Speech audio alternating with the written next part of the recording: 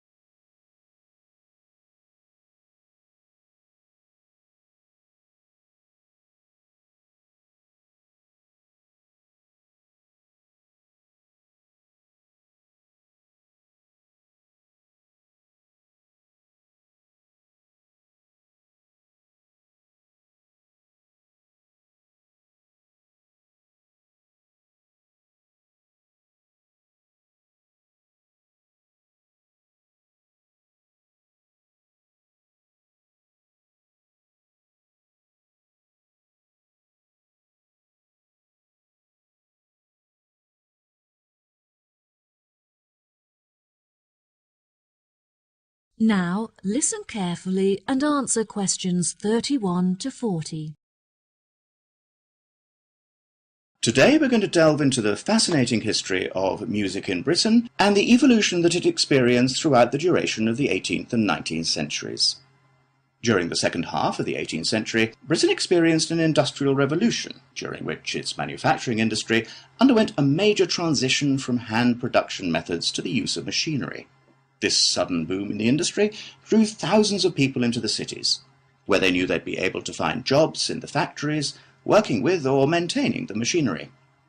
This sudden influx of people into the cities did not just come from the surrounding countryside, but also from other poorer nations in search of a better life. Between 1800 and 1900, the population of England increased by 4 times. This mass immigration from different nations and areas of the country resulted in a variety of cultural influences meeting and mixing to form a new, more diverse culture. With this new culture came a new style of music. Prior to the Industrial Revolution, music had originally been written to reflect the hard, labour-intensive life in all kinds of industries when all work had to be done by hand. Most people resided in small rural communities where their lives revolved around farming. Life for the average person was difficult, as incomes were meagre, and malnourishment and disease were common.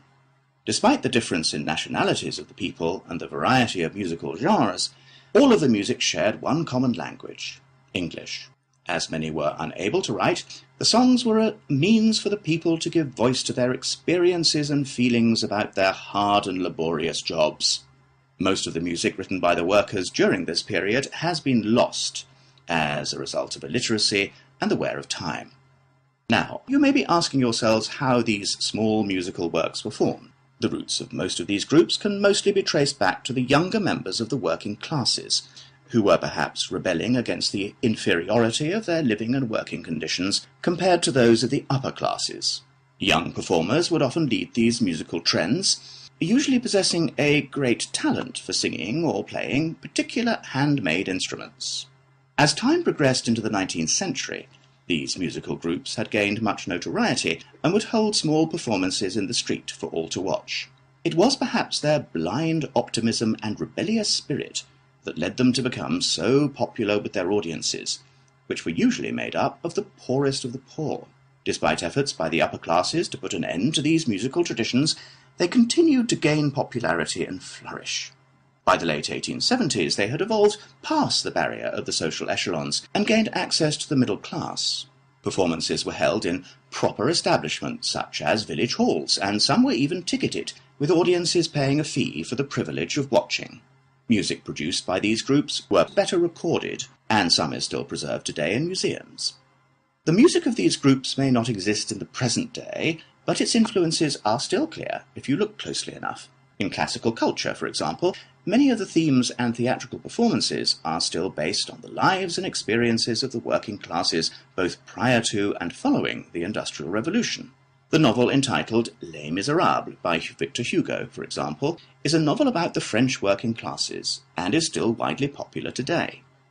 The original recordings of the music written during these periods are now hugely valuable due to the demand from avid collectors and enthusiastic fans. Many of these recordings are publicly owned and displayed in museum exhibits. However, a selection are still privately owned and occasionally appear for sale in auctions, often reaching prices in the hundreds of thousands. Well, that just about wraps the lecture up for today, so if anyone has any questions... That is the end of section 4. You now have half a minute to check your answers.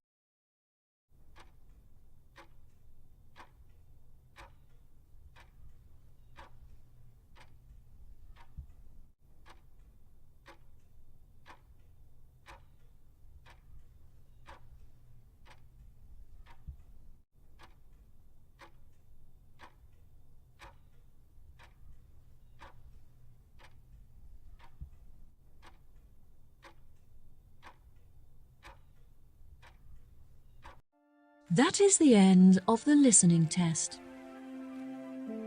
In the Ielts test, you will now have 10 minutes to transfer your answers to the answer sheet.